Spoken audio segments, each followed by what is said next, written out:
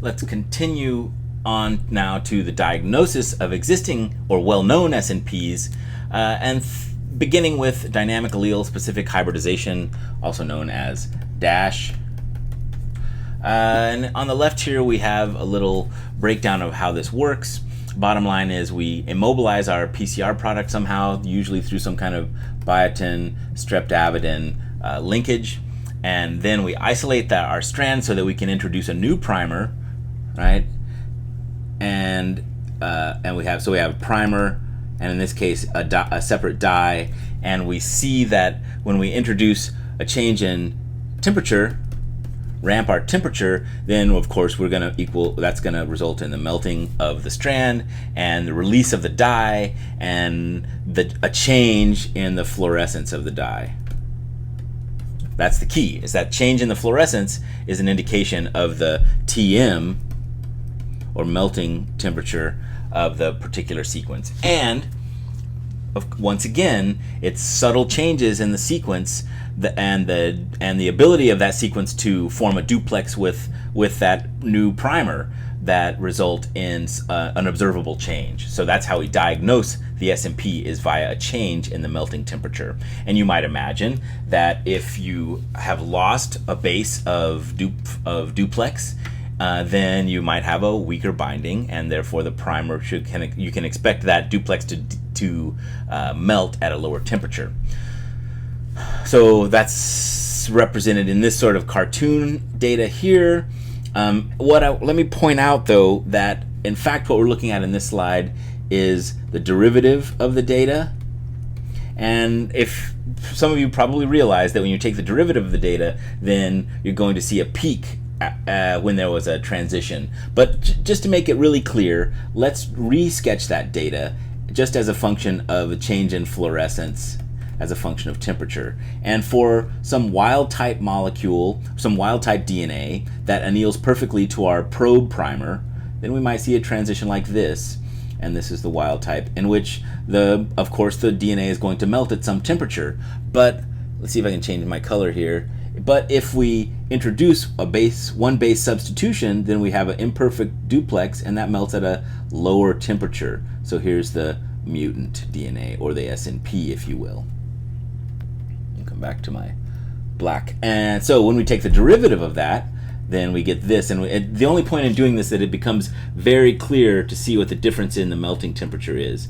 But for us, it's not so much what the specifics of the melting temperature are, but to notice that there's a significant difference, a delta Tm, that is reflective of a particular SNP, and what precise base arrangement that we have in that SNP is going to be reflected in the size of that melting temperature.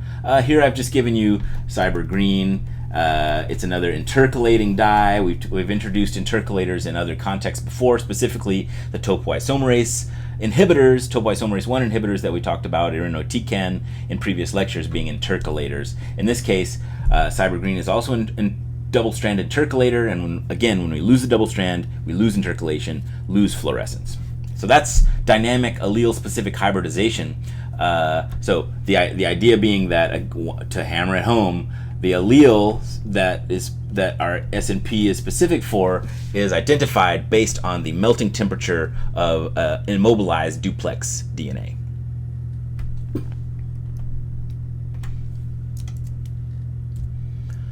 All right.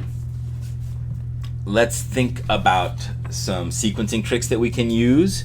So we're moving away now from moving pretty far away now from electrophoresis. Now we're just looking for some quick indicator as to the presence of that SNP. So I'm calling this a sequencing trick. It's actually quite elegant. Primer extension. So we're already familiar. We're already familiar with PCR, of course, and how we use primers, and we extend primers to replicate a piece of DNA in a PCR reaction.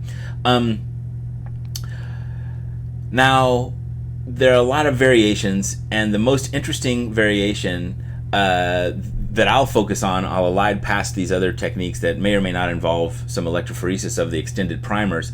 One that I'd like to talk about is pyrosequencing, and all we need to do to identify the presence of our SNP is to see whether a particular primer anneals, and this primer will have the SNP. So if we have good annealing, that is to say we're complementary to our SNP bearing primer, then we get an extension.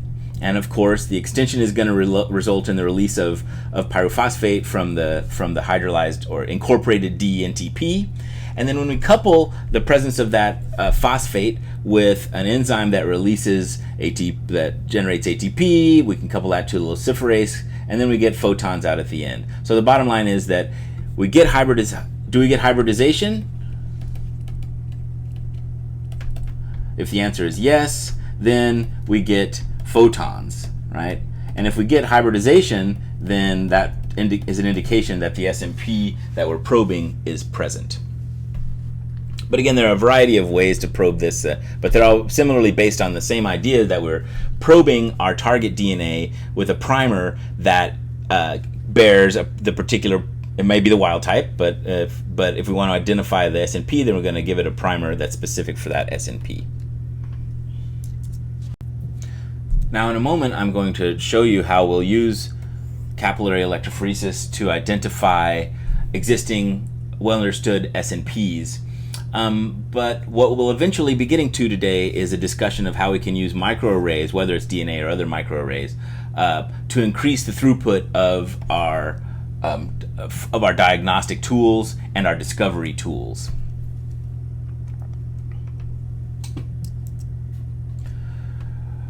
In terms of SNP identification, I think it's clear that we already understand now how we can use DNA probes to understand the presence or detect the presence or absence of a particular SNP. But if we want to screen for a very large number of SNPs, then arranging those DNA probes on a particular slide for large-scale analysis is an obvious throughput advantage.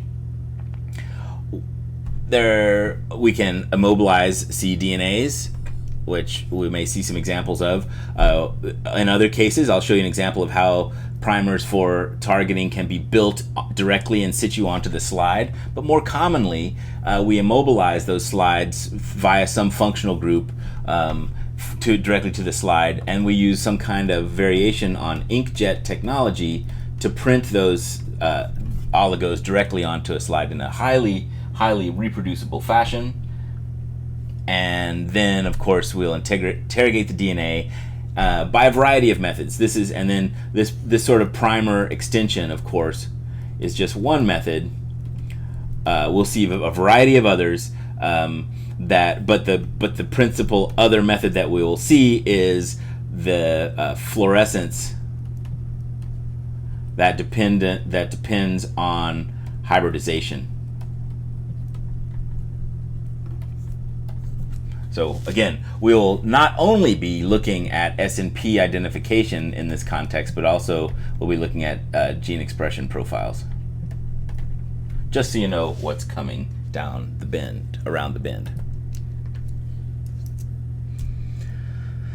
First, however, let's back up before we see some arrays to think about how we use some technology to detect these monogenic disorders. And cystic fibrosis is my sort of go-to example for this. There are a very large number of single nucleotide polymorphisms that give rise to this disorder. The most common of those are shown in bold here: delta F508, G542 to X. The delta F508 is a deletion of a phenylalanine that results in the failure of the protein to fold, and the failure of the protein to find its way to the membrane, and of course this gives rise to the disorder. Now, what I'm going to the data that I'm about to show you is from an Elucigene kit, and this kit is actually not available currently or not approved in the U.S. and it is a much larger number than the 23 substitutions that can be tested for that are recommended by the American College of Medical Genetics.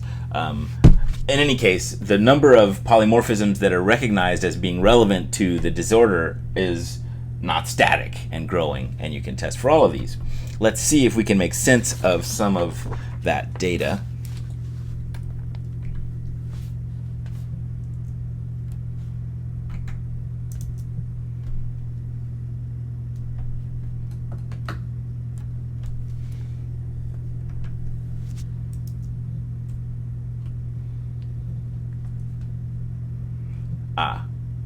Again here, before we do that, here again is just the set of mutations that's available in this particular kit, so-called EU2V1, and you can see that the number of polymorphisms is much greater than the one that I was just showing you on the previous slide.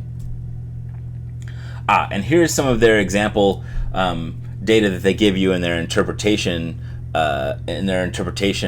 literature. And what we're looking at here, this is an example of capillary electrophoresis data. It's just a chromatogram. It almost doesn't matter what the technology is. The actual data look very, very similar. And this is the size of the molecule eluting. And bottom line is we can interrogate this.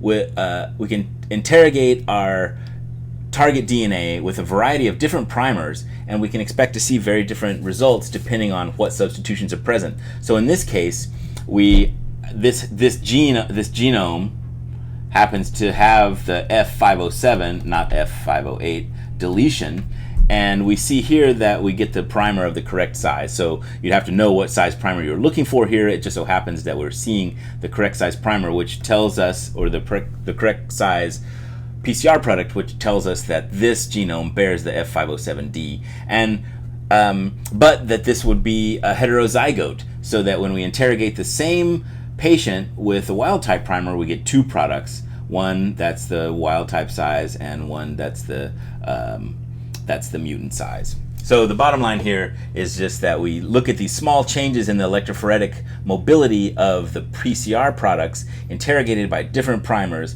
to observe the presence or absence of a particular panel of substitutions. Now I want to begin introducing a set of examples that shows how these array technologies are useful in pharmacogenomic problems. And so we leave behind the monogenic disorders that we were just discussing to think instead about how a particular set of SNPs might predict a patient's response to a particular drug. So in this case, this study is looking at patients with hypertension and how they respond to two particular treatments, in particular irbesartan, a type 2 angiotensin receptor antagonist, and atenolol, a beta blocker. And I think it's clear why these two drugs might be involved in hypertension. In any case, there's a very wide range of responses of patients to these two drugs, and these authors went out sought to find out why. And they have a hypothesis that some or all of these 25 genes that they selected might play a role. So the particular genotype for these particular sets of molecules might play a role in their response to these drugs. And in fact, they were able to find some SNP correlations with the drug response. Some of these make obvious sense, right? These are probably going to be directly involved in the signaling. Others might make sense in terms of there being xenobiotic sensors. So let's just say drug receptor, those could be obvious targets for SNP identification, but these are going to be xenobiotic sensors and mediating the pharmacokinetics of these drugs. So let's think about their results. And again, I'm showing you these results because they're examples of how we can use mini sequencing to identify particular SNPs, known SNPs. All right, so now we're not talking about SNP discovery, but what we are talking about is using mini sequencing, that is a little primer extension to identify known SNPs. And the way this works is simply that they have a panel of known SNPs for which they have immobilized on their slide, and these are extended with a DDNTP that bears a fluorophore called TAMRA. And it doesn't matter to us what the structure of TAMRA is, but the bottom line is that when we get hybridization with our mutant primer and we get extension with our fluorophore labeled NTP, then we get fluorescence and an indication then that the polymorphism in this one of these particular 25 genes is present. So let's look at some data. All right, now this is obviously a complicated slide. Let's try to take it apart. We're showing 12 patients only here out of a total of 97. We have 74 different known SNPs of our 25 genes, right? So again, not discovery, but identification of known SNPs. And we identify exactly what SNP they have by separating those out into 4 different potential reaction products. So let's see. These are patients here on this axis, 12 different patients, and then each of their 4 different reactions for each of those 74 different SNPs. All right. And again, what we'll look at a little bit closer at one of these panels on the next slide. But again, whether we see fluorescence or not in any particular spot is a result of the extension of that particular SNP primer. All right, now just in terms of results, you know, we don't necessarily care what the results are for our purposes. What we're trying to see is the technology in action. But the bottom line is interesting is that the receptors that they thought would be obvious candidates don't seem to be predictive. And one potential reason for that was that they chose the wrong SNPs to look for, and they should have chosen a broader panel perhaps. The other thing that they saw was that the beta-1 receptor was not predictive, but that the beta-2 adrenergic receptor, as well as the beta-2 receptor was predictive. So SNPs in the beta-2 receptor, adrenergic receptor, were predictive of response to those 2 drugs. Interestingly, lipid metabolism seems to be correlated, and I'm not going to go into why that might be, but suffice it to say that there have been previously observed correlation between lipid variables in the patient's diet and their blood pressure. So those clinical observations made the lipid metabolism genes and SNPs in those genes obvious targets for characterization in this study. Now, in terms of what we think about this study, well, yeah, it seems like a feasible method. They were able to draw some conclusions based on a relatively small population of patients and a relatively small SNP database, but it's small, right? So they could have used a much larger set of genes and SNPs to target, and let's just say that this is hypothesis based and therefore biased.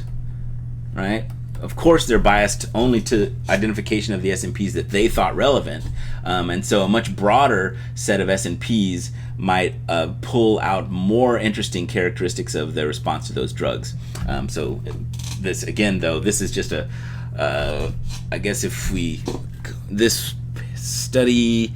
Well, let me see when this study was, back in 2003. We're sort of at maybe a little bit earlier in the development of this technology than we are today, of course, and we'll see other studies that use a much broader array of targets. In any case, I should also wanted to mention that this study is let's see, primers. Oh, these are primers. I was going to say these are primers printed on the slide. So the sets of primers were designed, synthesized, and then printed directly onto the slide. Yes. So as opposed to those methods where we can build the primers directly one base at a time on the slides. Okay, so looking at the data, I think it's worth taking a little bit of a closer look. We see that in some positions on the slide, it's hard to see.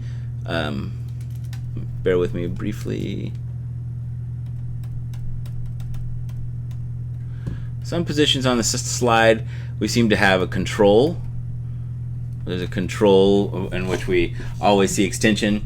But I think also remembering that we're looking at A, C, G, and T. So we have the primer, and then we have the base that we present that primer with for extension. And let's look closely and just as an example, let's look here. Right, so whatever this primer was at this position, I don't have it written down exactly, but the bottom line is that we see these are printed in duplicate, and we see these light up at this position, whereas here, so we extended with an A here. At this position we see nothing. We also see weaker extension here with a G, but nothing at all with a T. So the bottom line is that when we're identifying this SNP, we're going to call it the A form of whatever that SNP that we were targeting. That's how we find exactly what SNP is present for that particular gene.